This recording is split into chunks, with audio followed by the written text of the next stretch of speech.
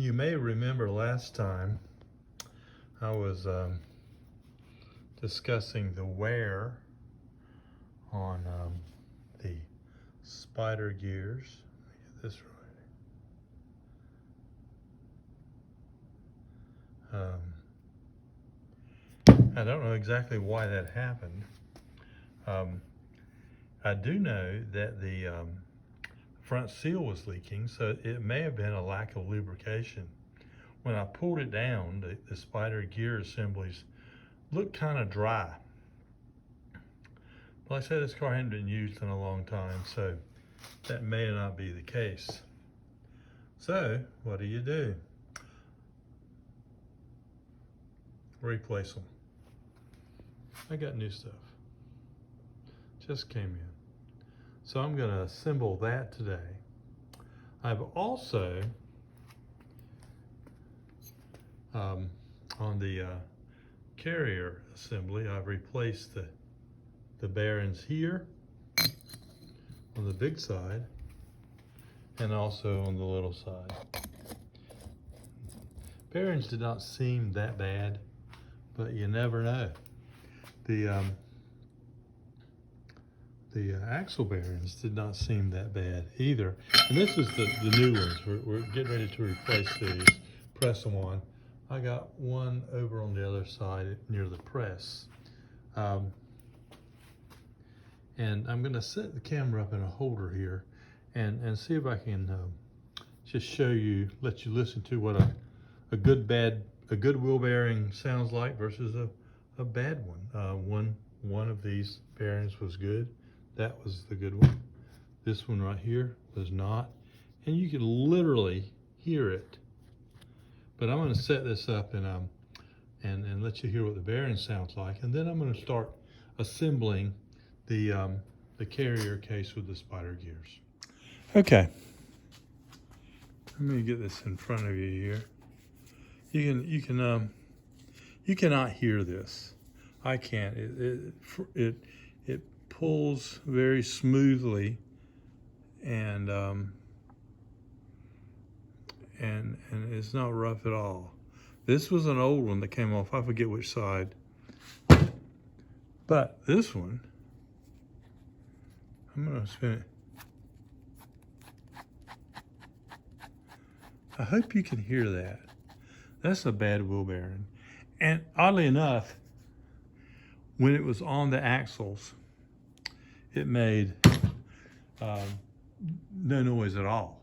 But once it's separate, it makes plenty of noise.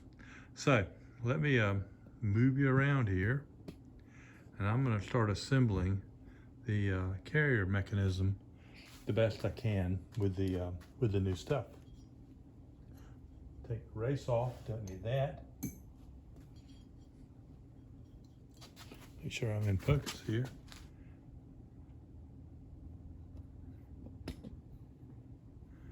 Yeah, there you go. Flip it over.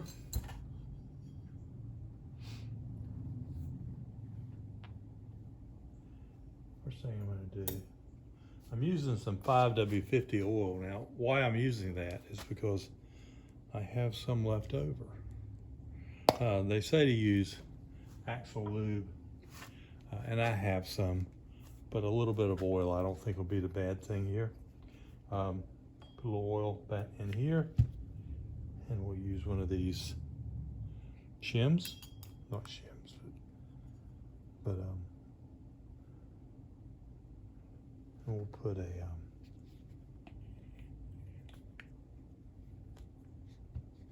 first of all, let's check. Oh, 28 spline, it's right.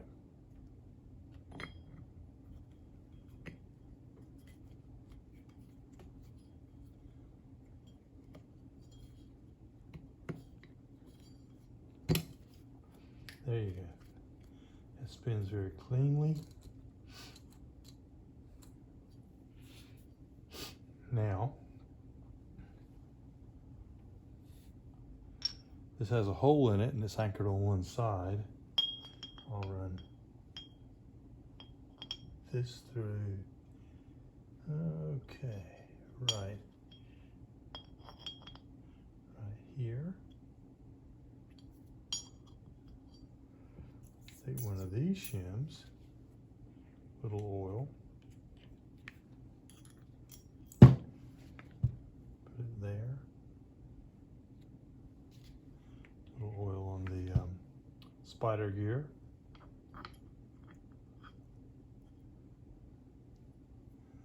block in the middle, little oil,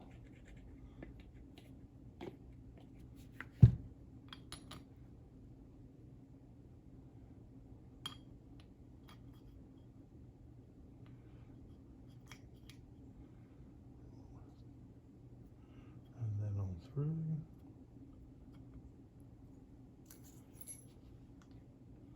Spider gear on the other side with a shim, plenty of oil. Oops, drop that one.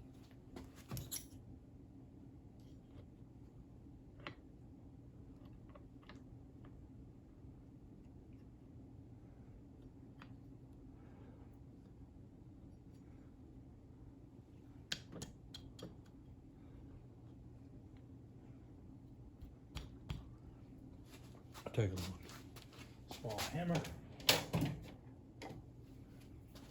and tap it through.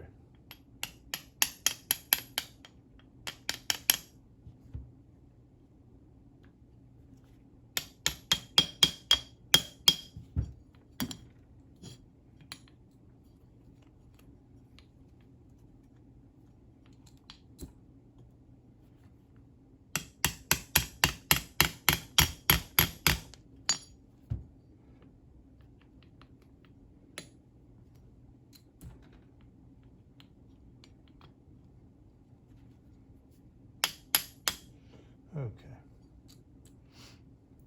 Got these pins that are used to hold the case together and also to anchor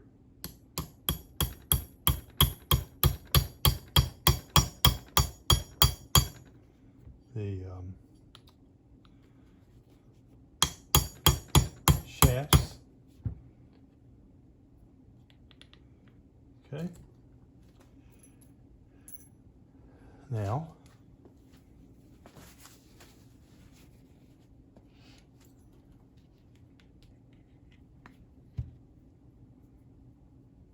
push in here, one more spider gear for the half shafts.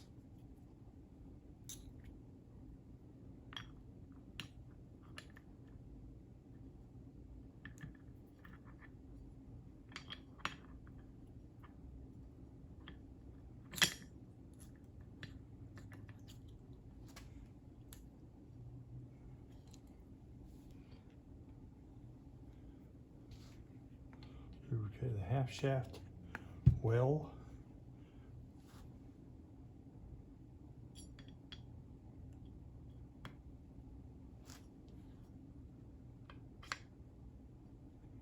Likewise goes in.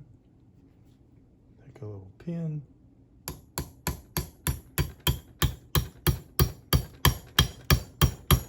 Drive it in.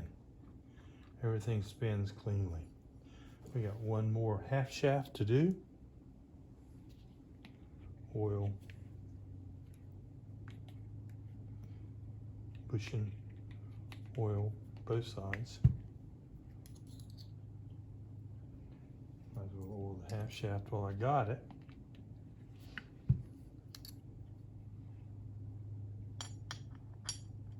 Okay.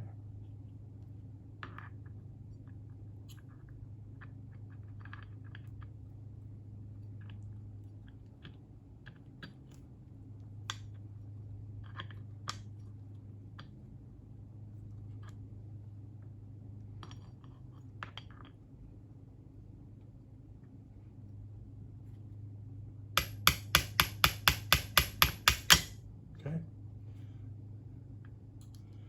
Pushing in.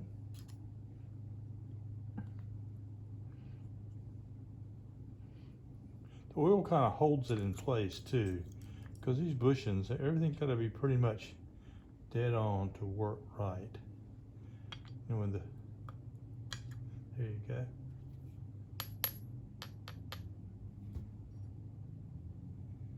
Now,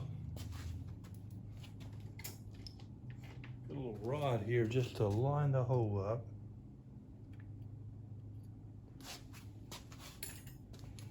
And once more, the third pin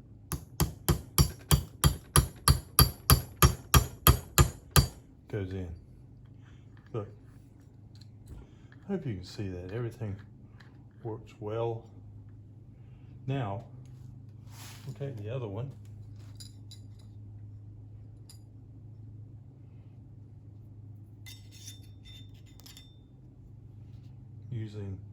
And for this, I'm just going to use a little multi-purpose grease. Because I want it to stick to this, because I'm going to be turning it over. Okay. I'll use a little oil on this side.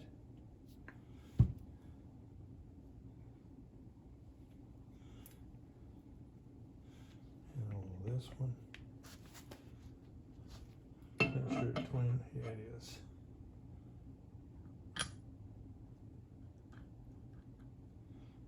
Okay. Now, see, still sticks.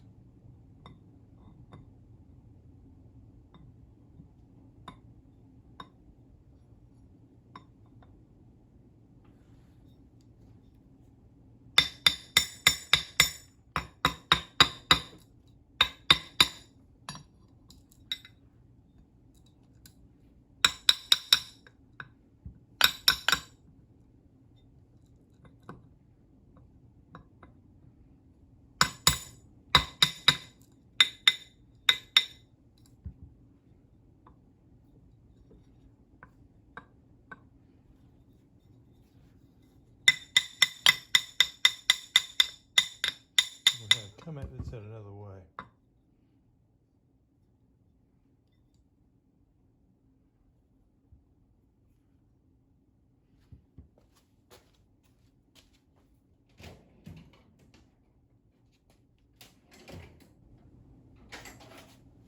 Okay. Take a drift punch.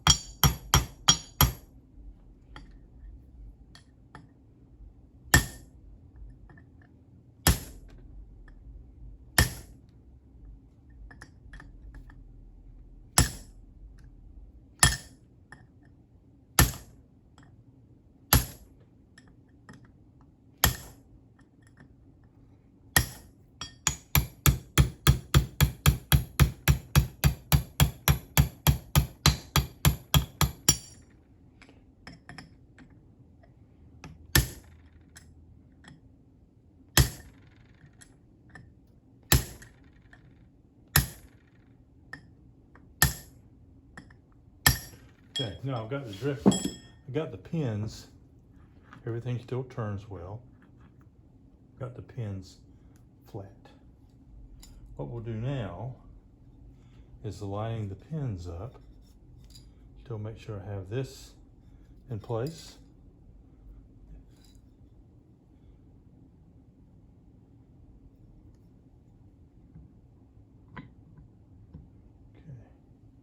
Okay, there we go.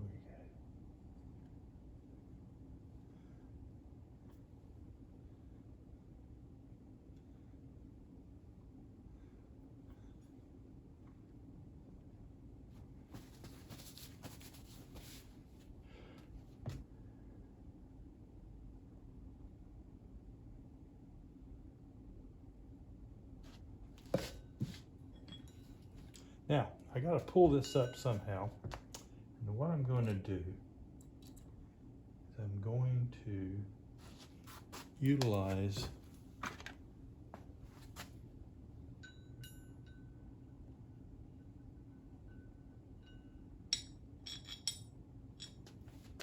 the ring gear to do that.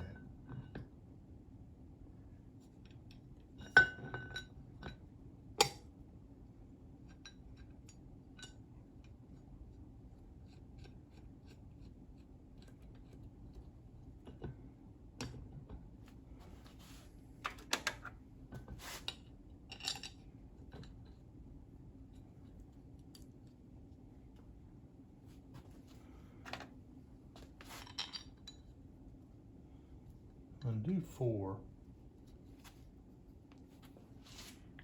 I think that's enough.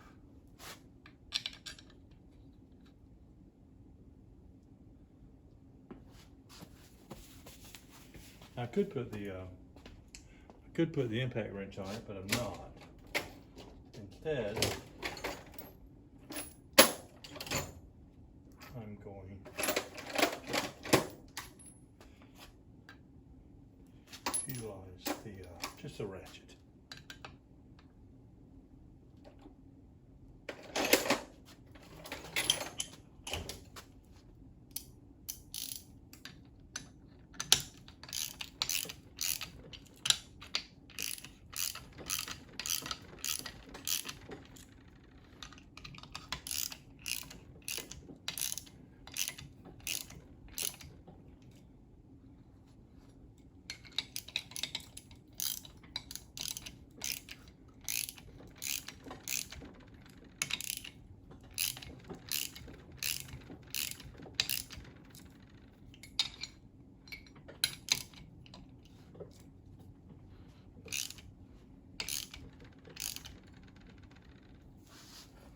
Yeah, it's pulling it up nicely.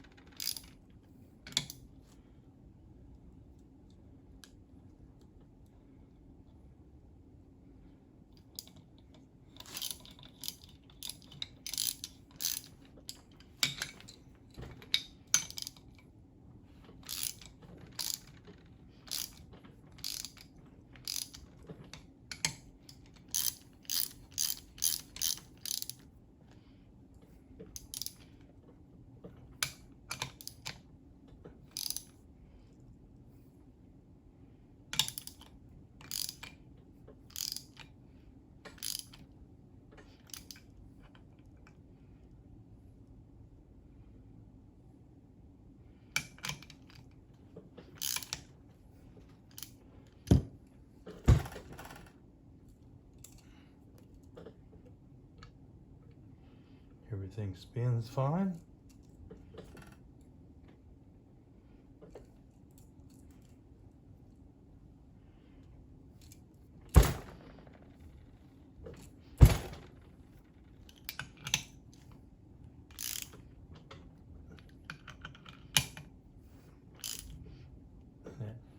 Bottoms out.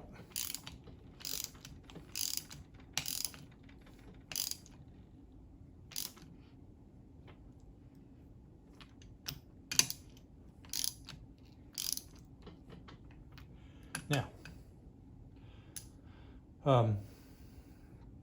I'll drive these little pins, which you see right here, are out just a little bit. I'll drive them in about 1/4 of an inch to line up the back side, although the ring gear bolts do the same thing.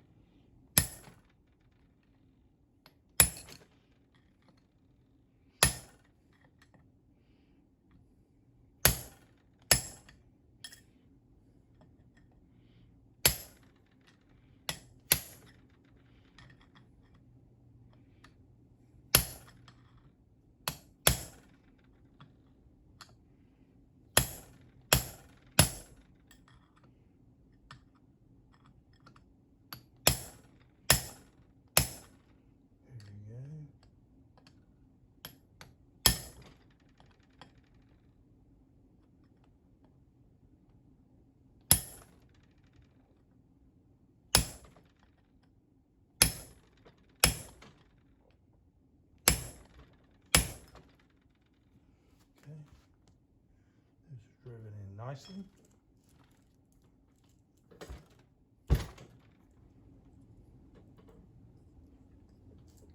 Now with the kit,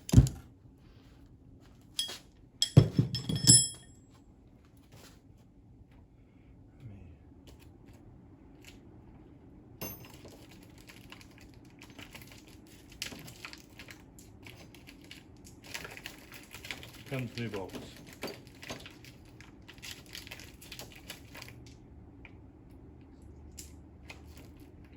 And some Loctite.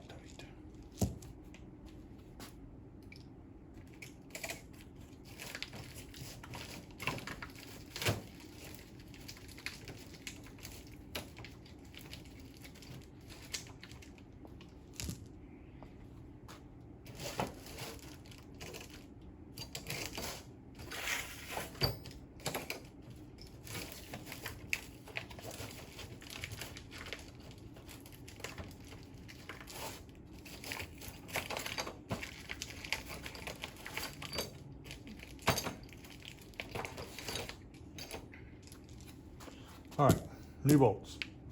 So these will go in, and these old ones will come out. I think the old ones are fine.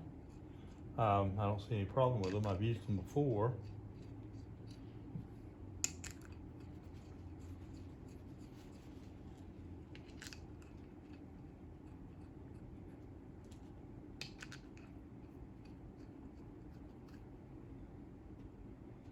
I don't know why they put so many in them, 20. 4 more.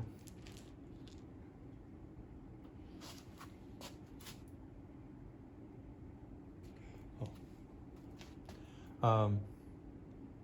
So that's basically putting this thing together right here. Now at this point, we'll tighten up the bolts on the ring gear bolts, replacing the old factory ones with the new ones, and we'll they sent some Loctite, but I don't know if I'll use Loctite. I'll just torque them to what Ford says to torque them to, and at that point this will be ready to install. We'll install that into the carrier. We'll get the case spread properly to actually put the preload, if I can find it, put the preload on the cone bearings on each side of it, and the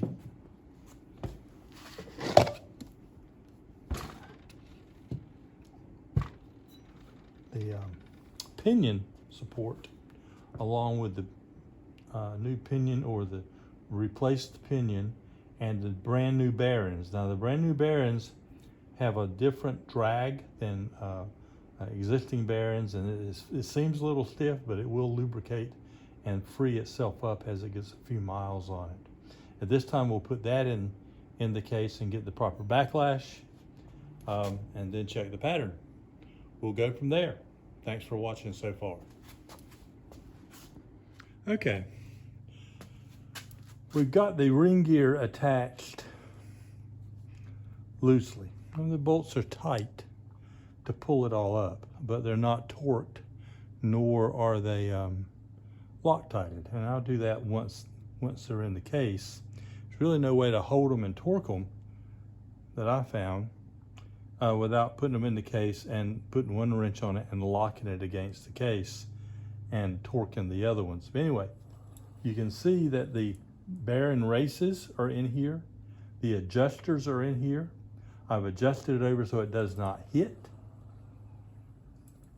And you do that by turning them all the same way.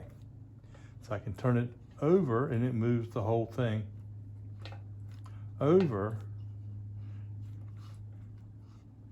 And you'll do it far enough, hear that? It's hitting the case. So now I turn it back this way so it doesn't hit the case. It's about as far over as it needs to go right now. I will put, and I have a bracket bolted to this so I can actually mount my dial indicator.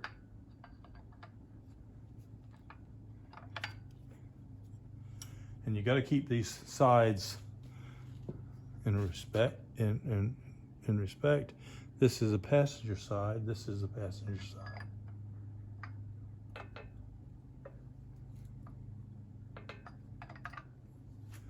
And I'll use, what did I do with the bolts?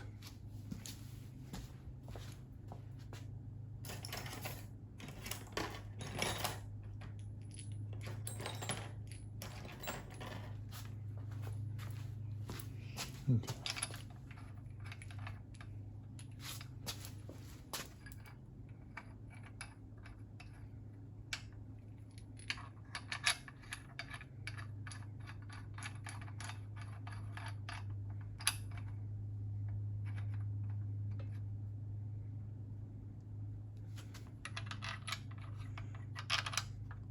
Be careful to align these because they also have to align with the threads and the spanners.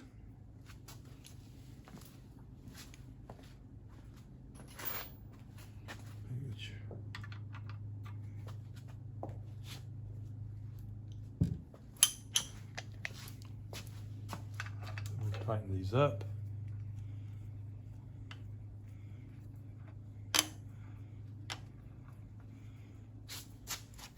And run them down till they get to the bottom. But you don't want to tighten them all until they get all the way down. And everything sort of mates up.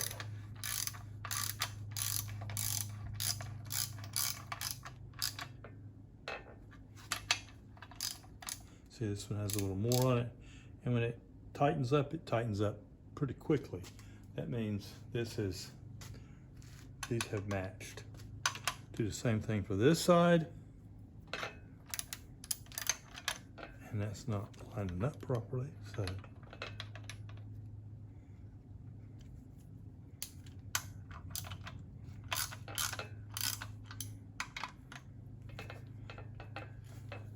Okay, there you go. It moved them over.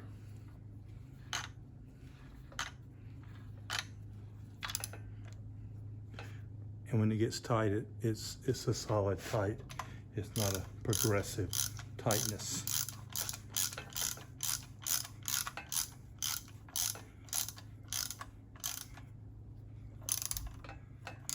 So it pulls it down, and when it mates,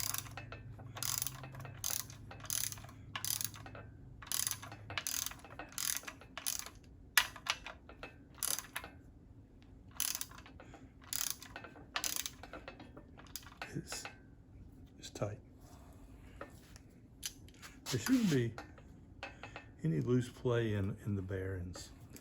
But now, there may not be any loose play in the bearings, but there's still not enough pressure or preload pushing them in to actually seat the my hands, to seat the races against the tapered roller bearings. And the way we'll do that is we'll put a dial indicator, mount it here, come over here and push on this side. And at that point, we'll take a spanner wrench and we'll, instead of turning them to both ways, we'll turn them opposite ways to spread the case, which will actually put pressure on these races and preload the bearings. I don't know what the spec is for the preload. I'll get that. And there's a certain number of thousandths it has to be. And once we get that set, before we actually do it, we'll actually put the pinion in and get the backlash probably double what it should be, because we're going to be moving this a little bit. We do not want it to bind with the pinion, because after we get through setting the case spread, we're also going to do some adjustments with the adjuster nuts here to actually get the backlash. And what we'll do is, if you, for example, if the spread is right and the backlash is way too large, we're going to move the ring gear that way. And when we do that, we'll actually tighten this one and loosen this one the same amount. That'll keep the same spread on the case. I did a Chrysler or an 8 3/4 Mopar rear end about a year ago, and same thing. It was a removable case, and I was fully expecting to have to do a case spread. Chrysler does it a little differently, and I think it's a better idea. Is they actually get the ring gear and the pinion meshed, and instead of having backlash that you can feel, you put it to 0, and then you tighten this one up to push the ring gear that way away from the pinion to get the backlash you want. And once you've done that, the preload is exactly where they want it to be. I don't see why you can't do this with Ford either. I've read online where some people actually get it to 0 where there's nothing here, and then they tighten this one an extra hole. That'll work. I guess once you've done enough of them, and I certainly haven't. I've seen the video a couple times, and I've done 5 or 6 or 7 of these, but I always try to get a case spread. Anyway, that's the next step. So we will assemble the pinion into the case with the spacer that came with it. We won't use an O-ring that goes right here. We won't use that now because we'll use that on the final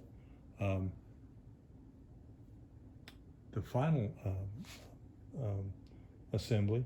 But this is 45 thousandths. We'll put that on this, put it in the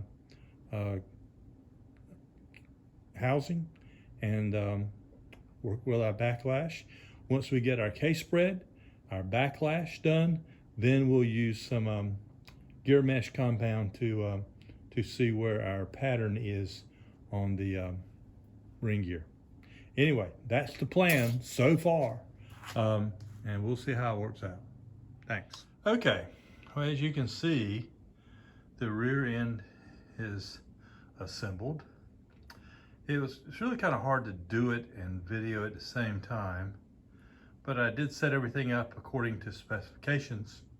I got about a 10 to 12 backlash, 12-inch case spread, which puts the proper preload on the carrier bearings. And then I inserted the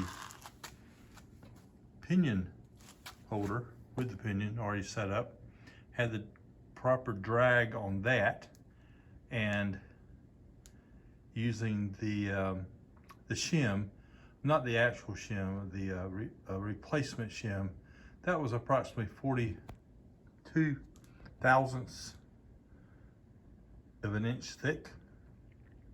Once I inserted it, I without the rubber O-ring, I used a couple bolts to cinch it down, and I checked the pattern on the ring gear and the pinion, and it was one of the acceptable patterns. I really don't understand all that stuff. I mean, some people are much more fluent in it than I am.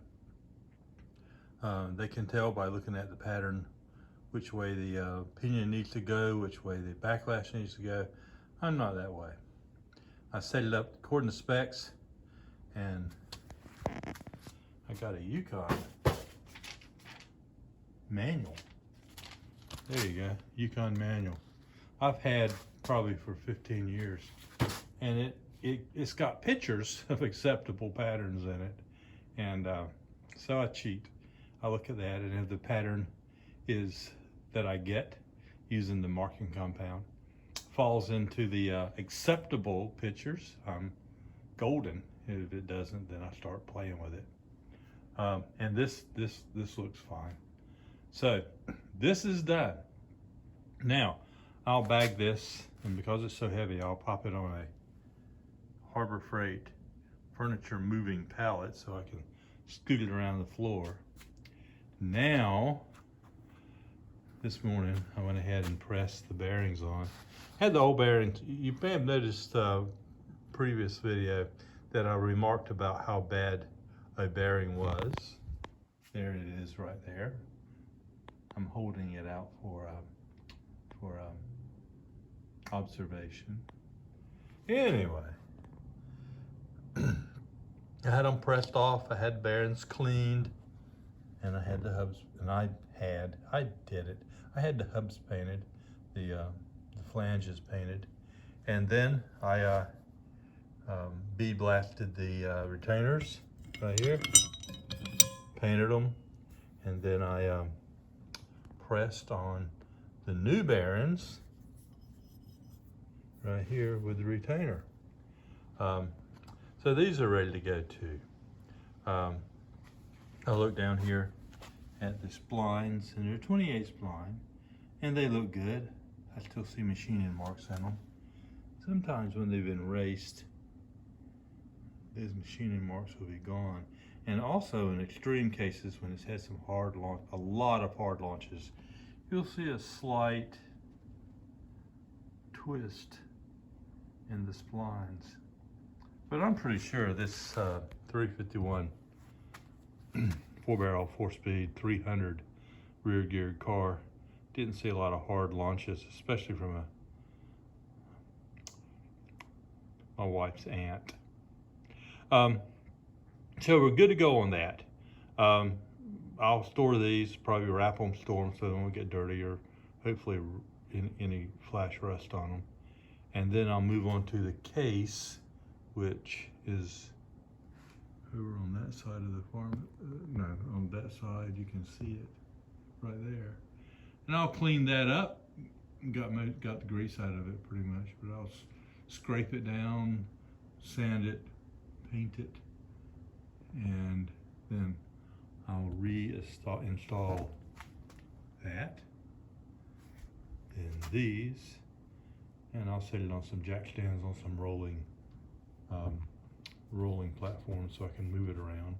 And ultimately, it'll be reunited with the car right there.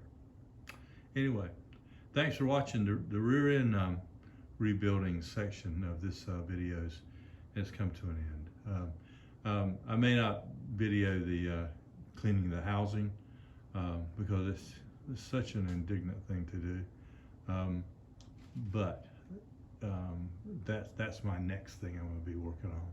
I will be taking the springs apart. I have all the ingredients to rebuild the springs. I have a, let me find it. These old cars, the bolt that goes through the front eyelet, and there's an eyelet and the rubber thing out of the spring, but the bolt that goes through there, that seizes up. And really the only way to get it out is with a Sawzall and some new words. But anyway, but I had to cut one out. One slid out fairly fine. But I'll press these into new springs and we'll go from there. I'll rebuild the springs, put new clamps on them, new rubber, new plastic pads or nylon pads between the tips where they belong, and the springs will be ready to go. So now I got, and probably the next week or so, I'll have the rear end, transmission, engine. I'll pull the drive shaft out and replace the U-joints in that and clean it up and paint it and put whatever stripes need to be on it, or whatever factory stripes were. Usually I'll do those after I install it in the car because it's so much easier to get a factory appearance stripe as it's in neutral spinning on a pair of jack stands, excuse me. Anyway, so that's where we sit right now. Appreciate you watching, and hopefully soon I'll have more to show you. Thanks. Bye. Here's the 9-inch rear end housing. You can tell it's pretty dirty. See if I can spin it so you can see the other side of it. Yeah. A little rust on the pumpkin.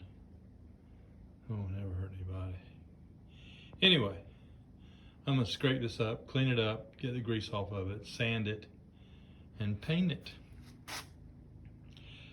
It's not gonna be a pretty job, so I'm not gonna film that or video that. But I just wanna let you know where I started, and hopefully in a few days I'll be able to give you a video of the aftermath, which will hopefully look better.